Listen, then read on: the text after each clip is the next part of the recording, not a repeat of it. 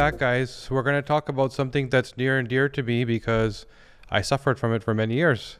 And a few months ago, I was at an event and walked and ran into Dr. Amelia Barrett.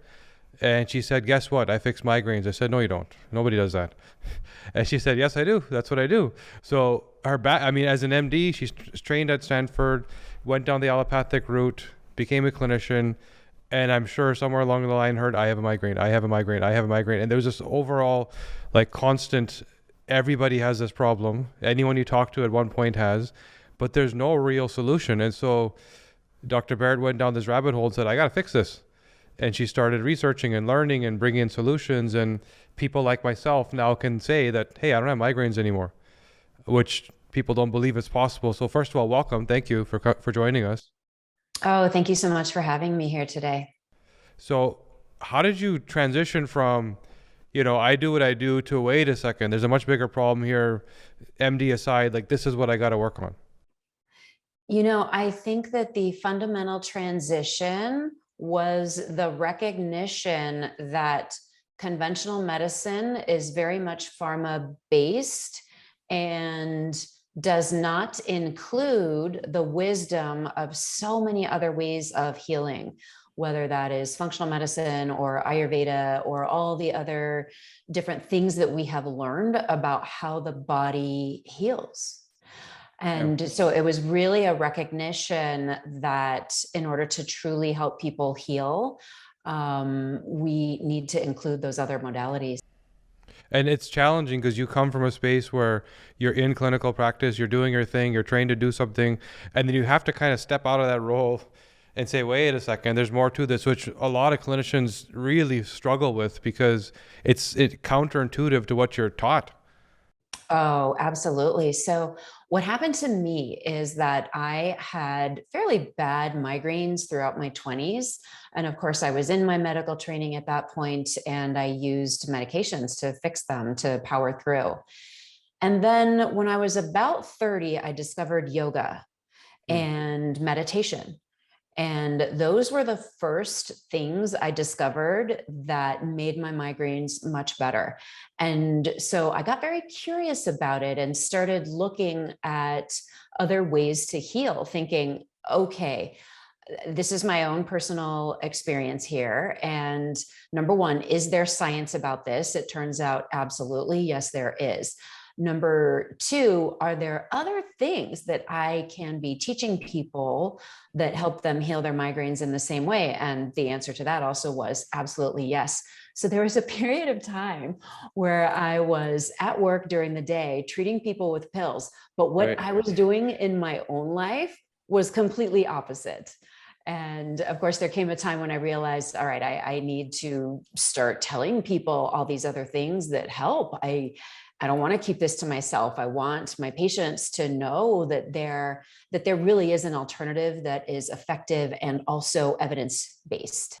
And that discovery that you went through, was that intentional? Like, "Hey, I need a migraine solution. Let me try yoga," or was it, "I'm trying yoga. Wait a second, my migraines went away"? The latter. I, Oh I, wow. I literally, I tried yoga because my aunt told me she thought I might be good at it. I'm not kidding you. It was that simple. And then this transition started to happen in my mind and in my body. And that was the spark that really got me curious to say, hey, wait a minute. There's more to this than prescriptions. There really is. There are other effective things that we can bring to the table for. So the traditional, so going like the prescription route, is there, is it believed that migraine is kind of like one thing and here's the pill you take? Or are there, when you look at it diagnostically, starting there, like what you used to do, right? Is it, here's the migraine bucket, it all fits, or are there multiple different types of migraines, or how do people think about that at that sort of allopathic level? So people do definitely divide headaches into different types. Migraine is one type, but when we do trials with medications, we are trying to find things that help the majority of patients. So we do lump them all together into a single group. Okay. And that's part of the problem right there, because for most people with migraines, there's not just one thing triggering it. It's not just one food. It's Mm-hmm. not just a one bad night's sleep. It's not just one stressful event that is causing your migraines. For most people who are having more than a couple of headache days per week, there are probably a dozen different things going on, and we need to fix all of those in order to really get you better. So it is taking a step back, digging a little deeper into what exactly is causing those headaches, that really makes the difference and gets people to the place where they want to be. So it's kind of like the body has some resilience and can handle all these various things, but eventually you cross this threshold where it could have been any combination of things that get you past that line where all of a sudden it expresses as a migraine. Exactly. Okay. Exactly. And is it that are there when you say migraine, right? So I feel like when I used to have this issue, there was times where it was debilitating, where literally my business partner would have to drive me home and I would be vomiting because, you know, the gut and brain are kind of connected and my body didn't know what's going on. And there was times where like 3-4 days in a row, there was this kind of like light weight in my head that I felt like I could be coming, but it didn't quite come. So what's the difference between that like mild irritation versus like I'm in bed, I can't even function? You know, I think it's a matter of degree, really. And I think that there are so many people out there who do have migraine, but because it isn't that debilitating, throwing up, I can't stay at work, they don't identify it as migraine. Mm. But almost anybody who's having more than 2 headache days a week has some component of migraine and will benefit from all of the things that help people with migraine.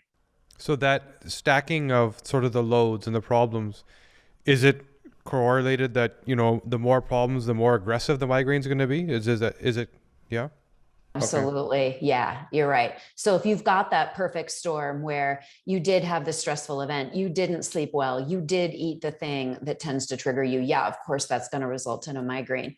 And so unfortunately, what a lot of people do when they're trying to fix migraines on their own is they spend all of their time and energy trying to avoid anything that ever gave them a migraine in the past, Right. right? But that's no way to live. That is Right. no way to live. Nobody wants to go through their life only being able to eat, you know, the 6 foods that never cause them a migraine. And, you know, there are people who do live that way. What we really want to do instead is focus all of that time and energy on helping the body heal. hmm I remember when I was younger, I would get seasonal migraines, and I was told it was due to atmospheric pressure. You know, when there was high pressure systems, and the data actually correlated. Like the days that I had the migraines, that was it. As I got older, there was more triggers. I guess because I got deeper into that threshold. But does that make sense that the people that say that it's due to sort of high pressure systems, you can cause that load that will make a trigger? Sure. And so what is typically happening there is that the barometric pressure change is really the tip of the iceberg. Okay. There are a lot of things going on under the surface. And so you identify the barometric pressure change as being the trigger. But the problem with this is we can't control the weather. Yeah. Well, I've heard some reports lately that things are going out on, you know, in the Middle East where they're taking the desert and turning it into rain. But anyways, we'll talk about that later. But for now, you know, that leaves people with migraines in a very disempowered place. You are Right. literally the victim of the weather. There's nothing you can do about that. And so if you continue to focus on just the weather as your trigger, then how are you going to get better? Because you're not seeing all the things that are under the surface of the water, that big part of the iceberg that Right. is under the surface. And that's where you can put your time and energy. That's where you can do things that really make a difference. So that's the trap that people often fall in when they hear from the doctor or whoever that here's what caused it, right? And then 100% of the focus goes to that thing. And you may only ever chip away at it because you're not dealing with the other 80% of stuff that's the additional load. And so you might only bring it down a little bit or less occurrence, but it's still there. You haven't really healed yourself. So do you believe I'm in practice, I guess, can you take people from I have this and it happens this often to like fully healed? I don't have this anymore. I'm not a migraine person. Yep, absolutely. Wow. Okay. Because yeah. Sorry. Go ahead. It does take time and energy. I won't lie. It's harder than taking a pill Right. to figure out how to heal your body and then to actually incorporate all of those changes into your life. I won't lie. It's harder than taking a pill or a supplement. It's not that simple, but it is doable. We've done this multiple times in my work. I do run a course that shows people how to cut their headaches in half in 3 months without medications. Right. And the data bears that out. I am a Stanford-trained neurologist. Science means something to me. I do track results to make sure that what we're doing is really helping people move the needle. And those are the results we get. And that's just in the first 3 months. So for people who continue on, yes, absolutely. That goal of not having headaches anymore is very attainable. So it sounds like there's sort of two layers to the work you're doing. One is, first of all, you look at migraines differently. It's not about put somebody in a bucket, diagnose, and then what pill matches them. So that's one, understanding the various sort of insults that cause this inflammatory issue, whatever it may be. But the second is the solution isn't sort of a band-aid. It's kind of behavioral change. You got to spend time, and that doesn't happen overnight. So it's reducing the load, healing yourself, truly healing, but also changing behaviors and, spending months on becoming a new version of yourself. Is that what's going on? Absolutely. And this is where I think that your work is so important because it gives people a little bit of a roadmap as to where to start. Because, we can certainly just do everything to try to make the migraines better. But most people who are having headaches more days than not do not have the bandwidth to do that. They don't feel well enough Right. to do that. So I do see that as a niche for conventional medicine. Let's use some medications. Let's put that Band-Aid on so that you have the bandwidth emotionally and from a time perspective to invest in your health, to understand how to help your body heal. And then once your body starts healing, we can get rid of those medications and get you to your ultimate goal, which is to feel better without medications and to get your life back. Yeah, I can, attest to that because I went through the exact same journey. I mean, I felt like there was a time where I was getting MRIs thinking that there must be a tumor in my head. That the amount of pain and pressure, it makes no sense. And there was nothing there. So it didn't make it, there's no answer. So in that answer, yeah, take a pill to calm it. But how do I heal this and get it? If nobody can tell me why it's happening, then the pill probably isn't the solution. I'm only masking something that I don't understand. And so, like you said, it was when I dove into my genetics and finally understood that there's certain things that I just can't handle, right? I can't handle toxic, chemicals and mold. And when I walked into our office and we were renovating and there was epoxy on the walls because they were putting laminate to build this lab, those were the things that would trigger it. But I would never think of those things because my clinician never said that's where to focus, right? They said barometric pressure, stress. So I tried to reduce stress when I could. And I do notice a correlation to like if I'm, in a very high level of stress, I'll start to feel the tingle even now, right? But it doesn't get to where it used to get to. So once I started to identify, here's the things that I didn't realize were the triggers. Yeah, it took weeks, if not months, depending on the various things to sort of unpack them, change my behaviors, change the way I sort of act with my environment, start supplementing the right way to support, sort of where I was suboptimal genetically. Lo and behold, I don't have a problem anymore, right? So, yeah. So in the work you do, I understand that most people, Band-Aid, I have pain, go to the doctor, help me now. How do you convince somebody that the Band-Aid is temporary and we can actually no longer need a Band-Aid? You don't need this gaping wound. Do you have challenges like that where people say, well, I have this thing, you're not going to get rid of it? Absolutely, because that is what people have been told. That is what they've come to expect from conventional medicine. But I think there are certain subsets of people who are more interested in healing. So, for example, yesterday I was working with a gal who just had her second child. She's nursing her baby. She has tried half a dozen different things from conventional medicine, and none of them ever worked anyway.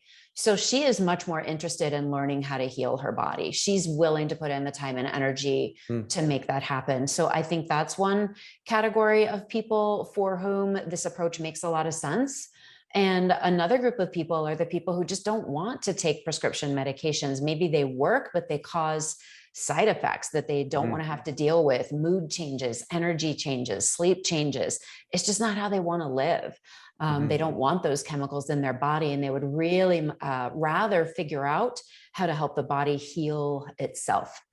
So I think those are the two people who end up being most interested in this integrative approach of combining the wisdom from multiple different traditions to really move the needle on the health of your body and your brain. We've even heard of some people for whom, when they get on certain pills, that their condition gets worse because they cause so much disruption to their gut. And this is not everybody, but for certain people, and this is why understanding your personalized gut microbiome could be important. That disruption to their gut and that connection, the gut-brain, literally makes it get worse, right? So how much work do you end up doing between the gut and the brain? A ton. And this is also, it's a departure from conventional medicine, a place where we bring in more of a functional medicine approach, which really views the body as a giant biochemical factory that you can improve through food and supplements. So I call this process rebooting the brain. And there are 4 steps to it. The first step is to reveal where your body is at with labs. The second step is to revitalize with the brain healthy food and supplements. So it is a slightly different focus, but gut health is a key part of that. Most people don't know this, but the majority of our serotonin is actually made in our gut.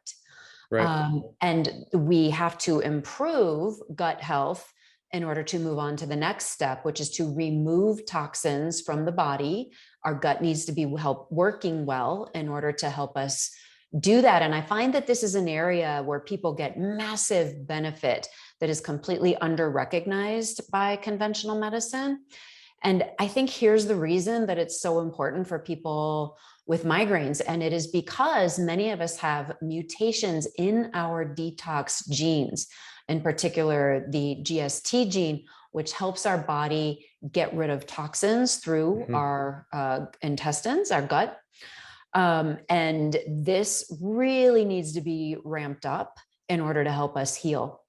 And then our final step is to understand that when we are having headaches more days than not, we are in a chronic fight or flight state.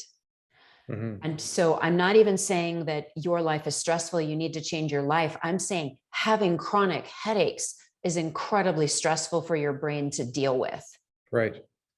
And so people end up in this chronic fight or flight state, and we know that we have to intervene and help them move out of that state and towards what we call a parasympathetic state, which is kind of our rest and digest state.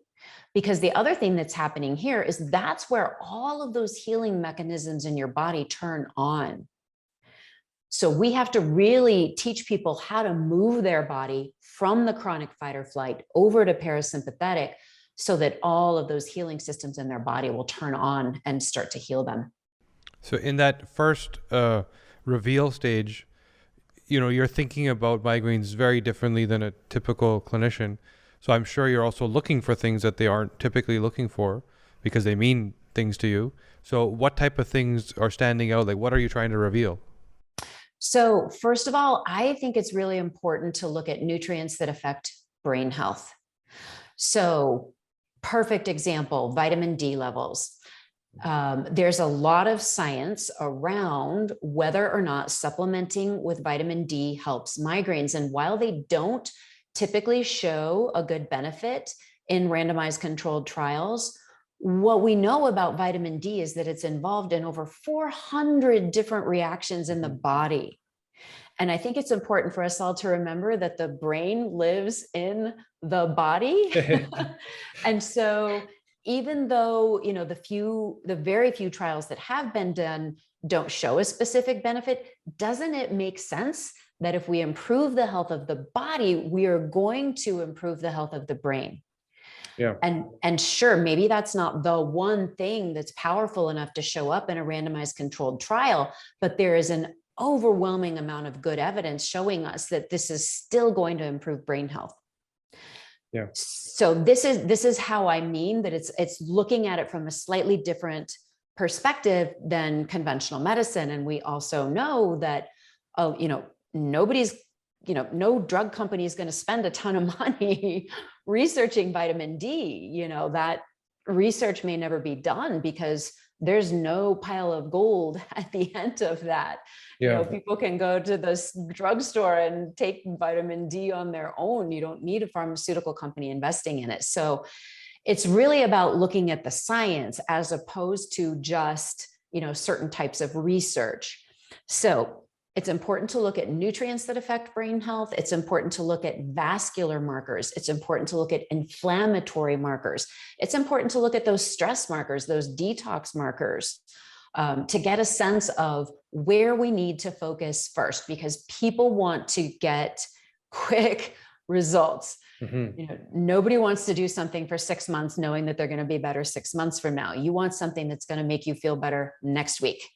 So I think it's really important for people who have been dealing with these chronic health issues for so long to start where they're going to get the biggest bang for their buck, so to speak. And that's why I think your research is so important.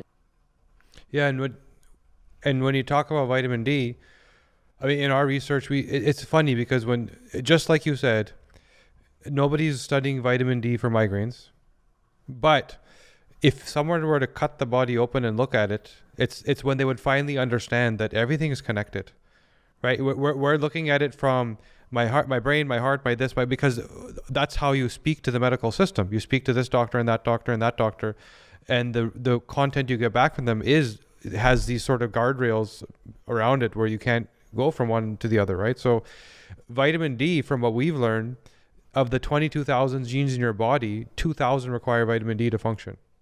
Right. So literally 10% of your biochemistry is dependent on vitamin D. So now if something or multiple things are suboptimal below the neck, how is above the neck going to function properly? Right. It's all interconnected, right? If there's a stressor here and a stressor here and a stressor here, you don't need the study to tell you vitamin D causes this. This can't function because everything else isn't working. Right. So we see that over and over again. We actually had a call yesterday with a clinician who, about, I would say, a month ago, we went through his DNA with him. And one of the major recommendations was vitamin D. He, by the way, had rheumatoid arthritis to the point where he was using a tool to open a can. He couldn't do it with his hand. He also didn't drive because he couldn't turn the steering wheel. So he actually booked a call with us, and I wasn't sure what the purpose was. And he called to say that I've been a doctor. I would say he's in his mid-50s. He said, I've been a doctor my whole life, and I've been suffering with these autoimmune conditions and, arthritis for the last, I think he said, about a dozen years. And he said, guess what? I'm driving. Yeah. I said, I had no clue what he was talking about. I was like, what do you mean? He said, I can drive. I can open a can with my hand. And literally, so there was a bunch of things we recommended to him. He went to see a clinician, even though he is one, who's been working with him. And he was told that this stuff isn't actionable. So he did only 2 of the many things I recommended to him: vitamin D and a sublingual B12 to deal with inflammation. He is now able to drive, which a month ago he couldn't. Right. So that's there's no study that says if you take vitamin D, rheumatoid arthritis is going to go away. Right. But it's an autoimmune condition where your body is it's fighting itself because it doesn't know what to do. You're not feeding it the fuel it needs. And this is the work that you're doing to figure out what is that fuel. Right. Yeah. And that's awesome. And it changes people's lives. The story that you're telling literally gives me goosebumps. I mean, that's just incredible. That somebody who was stuck in the mindset of conventional medicine for so long finally dipped their toe in and had that kind of a life-changing response. That's amazing. Just imagine where this person would be if they took all of those recommendations. Exactly. Yeah. And now he's starting. There's some stuff where he said as a clinician that doesn't make any sense. But now he's going in, with sort of, he's going in blind saying, okay, I can't deny that this is working. So he's going to do the rest. So now you've worked with this person sort of, and you've gone through these steps. Where do you find are the biggest loads that people wouldn't think of, the things that they're doing that are, you'll see over and over again, wow, I didn't think that was it. So I think that really comes into the steps of removing toxins and rewiring the nervous system. So before you can do both of those things, you need to get the supplements and the food on board, and that needs to be specific to brain health. But I find that there's not a lot of resistance out there to the idea that you need to eat right in order to get some particular outcome in your body. Everybody's on board with that. I think people with migraine are typically in the food restriction phase, as opposed to embrace and love things that are healthy for your body. So there's a little bit of a shift there, but the overall concept, eat this way and you'll feel better, not foreign, not uncomfortable with people at all. I find that I have to do a lot more educating to help people understand how their body naturally removes toxins. We all know that our world is incredibly toxic right now. I don't think anybody debates that. Our body does have mechanisms for dealing with that. Different bodies do that differently. And, we need to incorporate different levels of detox into our lives in order to really tap into those systems and help our body detox well. So I find that there's a lot of learning that goes into that piece of it, but also huge results once people get what to do and incorporate those changes. And then I think the other big shift is really that, the ideas about that you can rewire your brain. And I understand why people resist this. Literally, when I started off in my career as a neurologist, we did not know that the brain could grow new neurons. Yeah. We thought that was just flat out wrong. And in the short time that I have been a neurologist, short time in the space of, humanity, we have learned that the brain can do this. And that is a fantastic way to heal. And there are a variety of different ways we can trigger that sort of healing in the brain. I'm not saying it's 100%. I'm not saying, people who had a stroke can, fully recover their brain tissue, but there's more than we can do than we used to think. I remember just coincidentally, I was bored 2 nights ago, turned on YouTube, and this talk popped up from University of British Columbia in Vancouver about developing new neurons. And I don't know how YouTube knew that was good for me, but it knew. And I was listening to the talk, and I was thinking that, well, we kind of know this genetically because we know what the genes do, but I guess all the science is now merging and marrying. So there's a gene called BDNF, brain-derived neurotrophic factor, which I'm sure you're familiar with, right?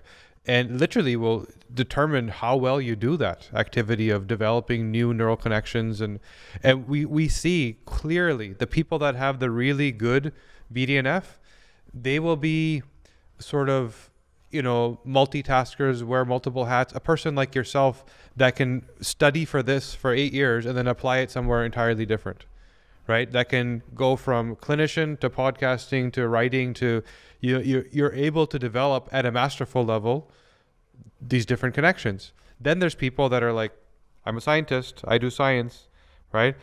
And they're amazing scientists, put them in a lab and they'll never leave the lab. They won't even go from the lab to like the other function of their science, right? That's how, and we've learned this behaviorally. And there's a lot of stress put on people that are forced to work outside of how their brain is wired and how they develop neural connection. And often they end up leaving their work and they're dissatisfied. But anyway, that's a whole other topic. But for sure, we've seen this with people. So what then do you recommend to somebody who's challenged there that needs to be able to rewire their brain? What do you do? So first of all, you have to get to a place where you're having fewer headaches. And then the data shows us that some of the more effective tools are things like meditation.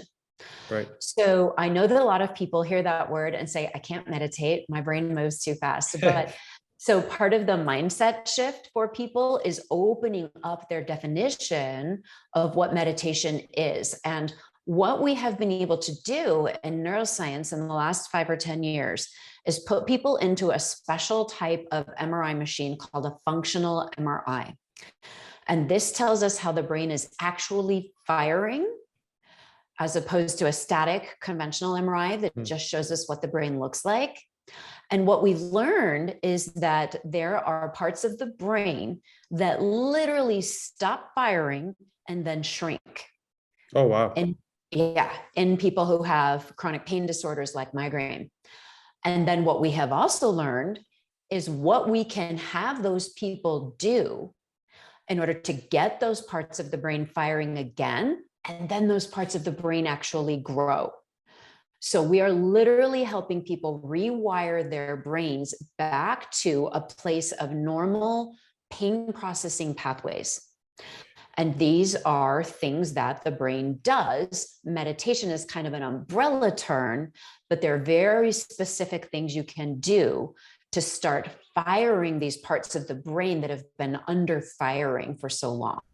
So is it consistently in people the same parts that sort of slow down, or is it just random? Yes, it is the same parts of the brain. So what do they do? So what do you... What are the sort of what are the functions of those parts that are slowing down? So I'll give you one hands-on concrete example. There is a part of the brain called the insula that perceives your body. That's its whole job. It says, okay, I can tell where my right hand is. I can tell where my left hand is. I can feel my feet. We are typically, sort of unconsciously processing all of these sensory inputs in the insula. Okay. And so what we see is that for people with chronic migraines, this is one of the regions of the brain that has become, small, really. It has atrophied.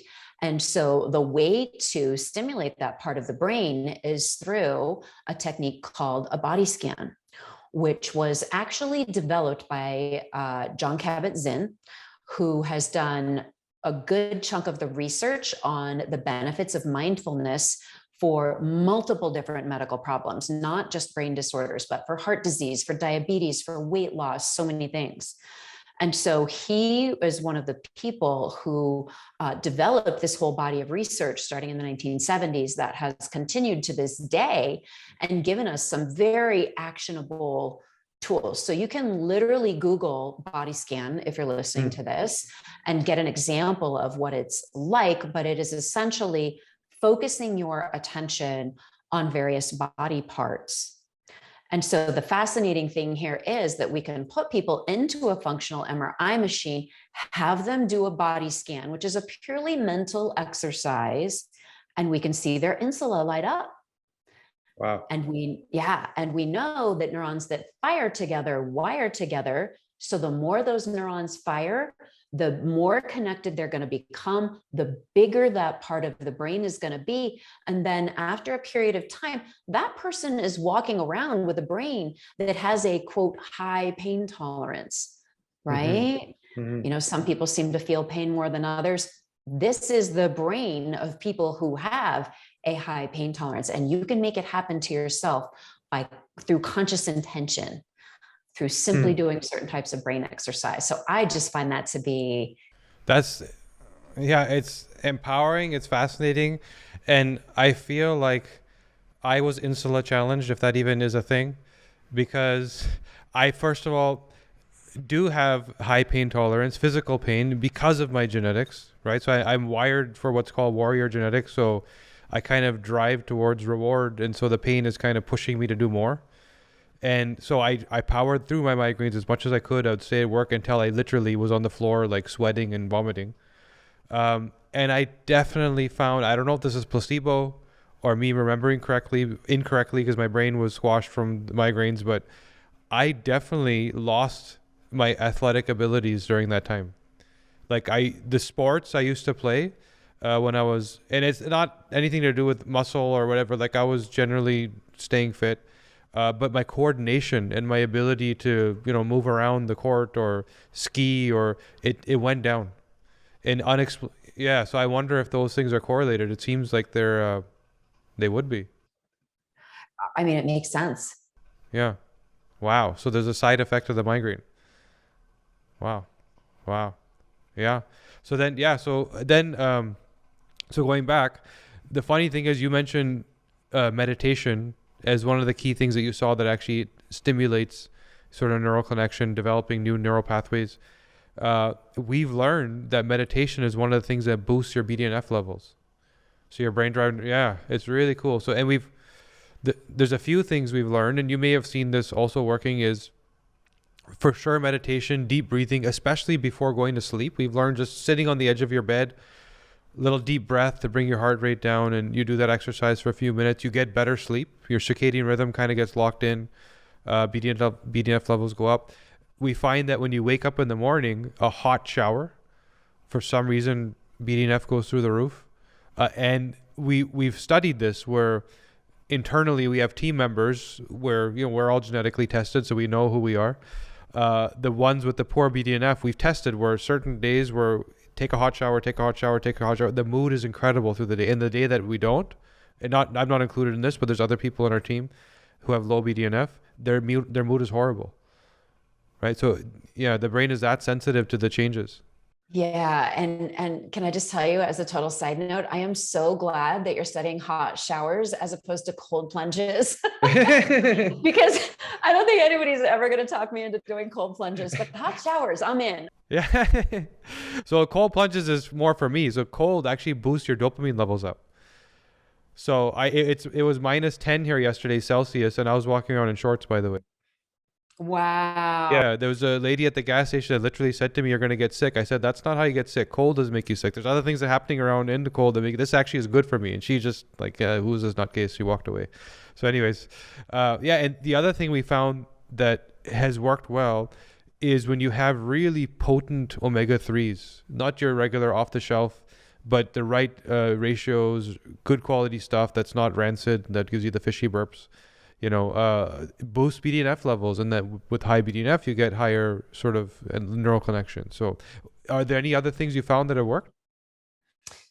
Oh gosh, so many things. But I do just want to echo what you said about fish oil, Right. omega-3 supplementation, because omega-3s are in every cell in your brain. Yeah.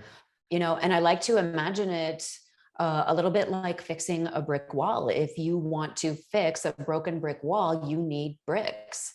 Right. Well, if you want to fix a broken brain, you need the raw material that your brain is made of, and that is omega-3s. And this is one of the areas that I think we really need to focus on in particular when our intention is to improve brain health, whether we are trying to fix migraines, whether we are trying to fix brain fog or concentration difficulties, or whether we are trying to fix mood problems, anxiety, depression, whatever it is. We need to understand the physical wellness of the brain and promote that. Yeah. Yeah. Okay. I've also found that we put this cocktail together that kind of boosts BDNF levels. And for the people, again, we test ourselves as guinea pigs, right? The sensitivities to other things, like there's a person in our office that when they eat bread, they would get sore joints. And it wasn't the bread, it wasn't the gluten. I think it was the drying agents, the chemicals that were in the wheat, especially in Canada where there's a lot of drying chemicals used to store the wheat. We have a long winter in certain parts of the country. Those, call it a comorbidity, whatever you want to call it, those things also reduced. It's not direct correlate. And going back to your example of, vitamin D isn't studied to solve migraines, but all these systems are interconnected. So take the load off one and something else will also be able to breathe, right, and get better and heal. So okay, so we talked about neural connection. What are some of the other things that you've worked on with people? I think we've kind of gone over the broad outlines of how we help people reboot the brain. Right. I guess we haven't talked as much about the detox pathways though. Right. So yeah, let's talk about that a little bit. So, detoxing really comes down to two different things. It's reducing the amount of toxins that come into your body and then helping your body eliminate those toxins once they're in. Right. So there has been a much greater recognition about the impact of things like mold, as you mentioned earlier, on our body, or perhaps mercury, either from our fish or from our fillings, infections, so many other things that come into our bodies and our bodies just can't process it fast enough. Right. So I think that there are a couple of ways to handle this. And one of the things that I think is often kind of an eye opener for people is how much our skin absorbs what we put on it and how little attention we pay to what we're putting on our skin, right? So, I mean, I love, scented lotions and, having a nice bath and then putting on these beautiful oils that make me smell good. But the truth is, if you look up what's in there, the Environmental Working Group has a great app and website to help you figure out what you're actually putting into your body. That's not good stuff. Yeah. And I think that, one thing that's important for people to know is that we give medications through the skin. Your skin really absorbs what's on it. And I find that a lot of people just haven't taken a moment to reflect about what they're putting on their skin, what they're putting on their lips, what kind of things are going in their mouth. And I don't mean food. I mean, toothpaste or mouthwashes or what, other things.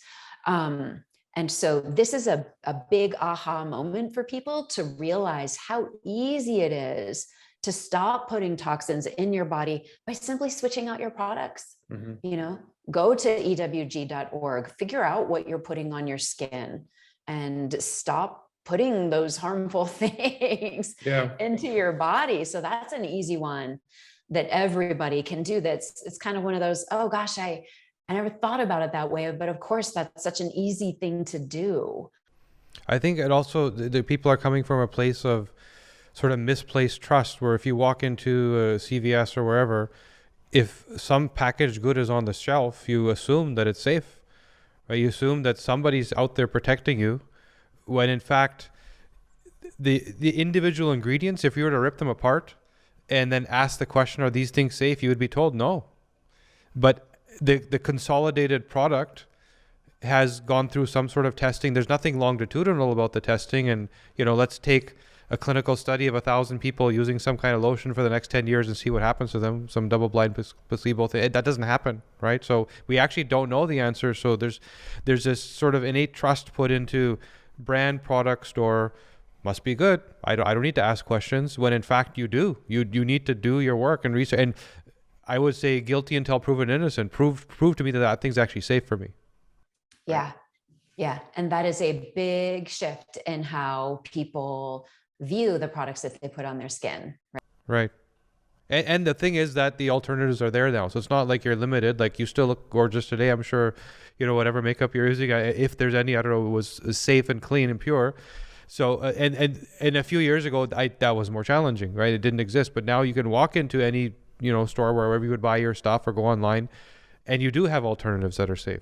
So there's no really an excuse. You go do it. It's there, So, and now, have you found that you've looked at genetic variability and you incorporate that into your work? So 2 or 3 people doing the same work have different outcomes, or is there variability in the outcome where some people need a little bit more of this, a little bit more of that? Or is it pretty standard that here's what leads to migraines, pull these levers and people get better? So in the work that I do online, I generally do not have the advantage of knowing exactly where somebody's body is at, because the way medicine works in this country is I can't order labs on somebody out of state, right? Right. Yeah. So if these are people in my office, of course I know that, and I can tell them exactly where to go first, either through labs or through your genetic testing. I can give people a really good roadmap from here's what's most useful. Don't deal with this now, deal with this later. This is a small problem, right? So a lot of times I don't have the advantage of that. So the way I have created this work is that it will help everybody. No matter what your particular issue is, it will be addressed. You'll probably notice as you go through those specific techniques that, oh, this is helping me so much more than what we were doing last week. And so that's how people find that. But I think it's important when you don't necessarily have the benefit of knowing where an individual person's body is at, that you create work that helps everybody, because you have addressed all of the different things that can go wrong. Do you see what I'm saying? Yeah. So, I often have, I run a 3-month program. I often have the experience that people will tell me, yeah, this week is easy, nothing, I already do all this, or I feel like this isn't helping me. And I'll just say, okay, wait till next week. You may be the person who really needs what we're doing next week.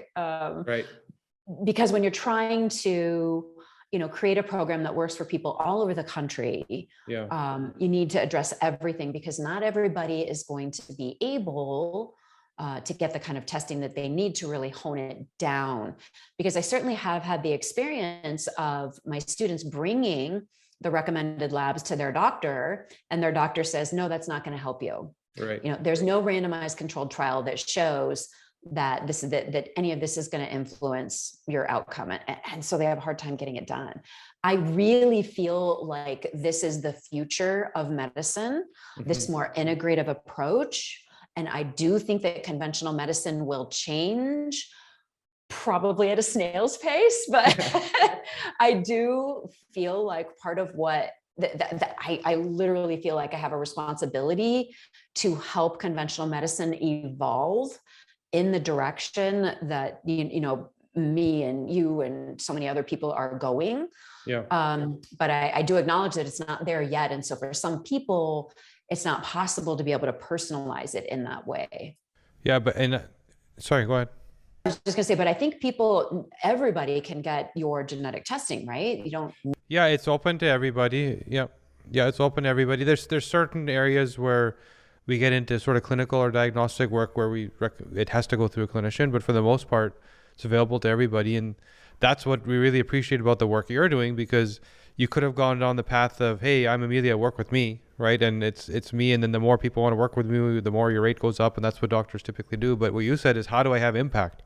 How do I reach the most number of people and get this to everybody? And so you did the work of creating all this content that people can spend, the next 3 months on, like you said, and heal en masse, nationwide, coast to coast, right?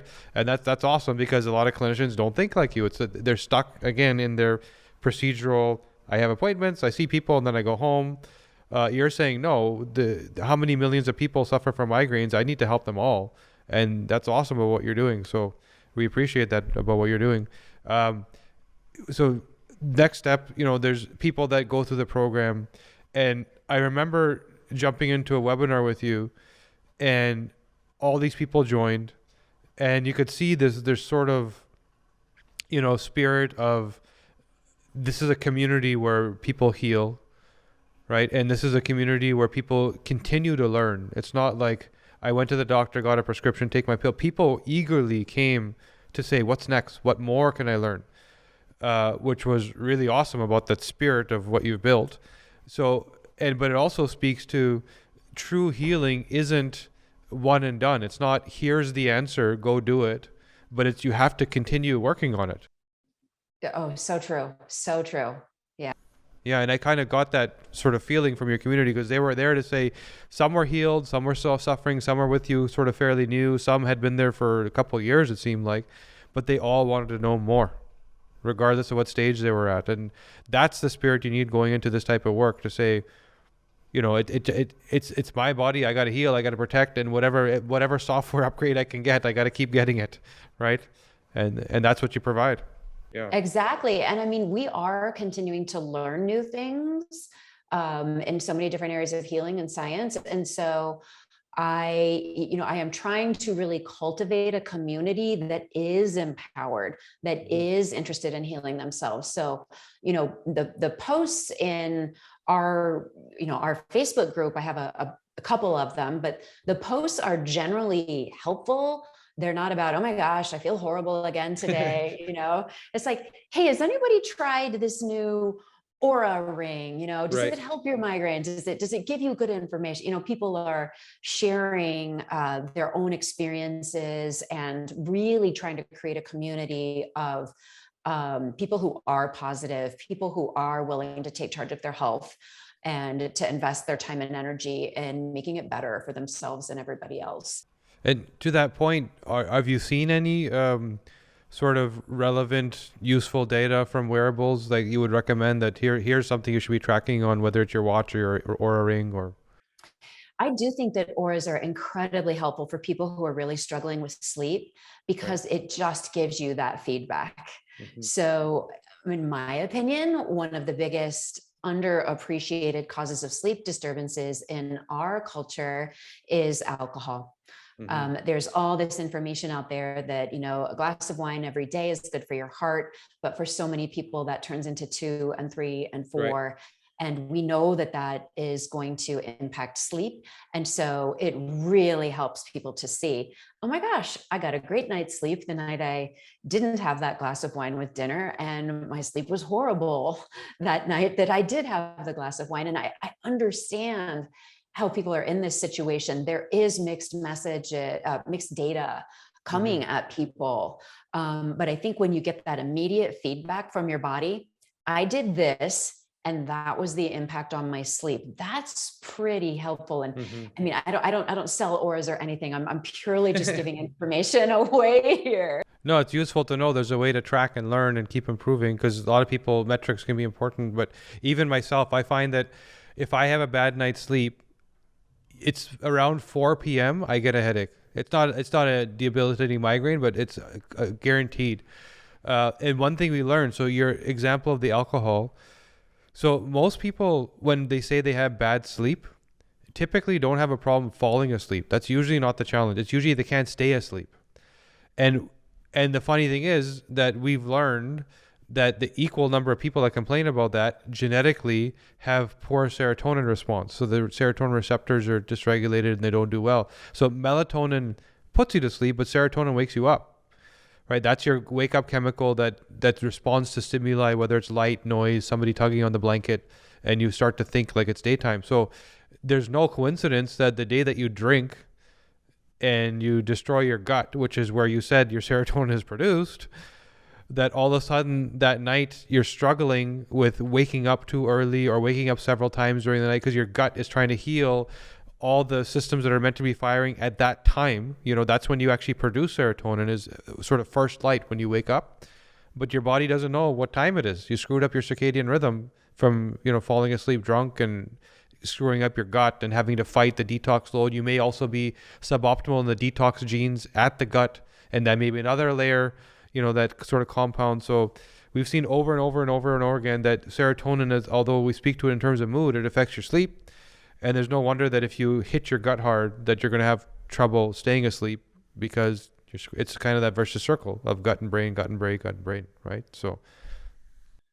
Yeah, absolutely. I like it that you brought up the issue of detox also, because our liver can only detox so much stuff at a time. And if it's busy detoxing alcohol, it's not busy detoxing all of the other things that your body needs to get rid of. And that includes the things that your own body produces that need to be eliminated. Yeah.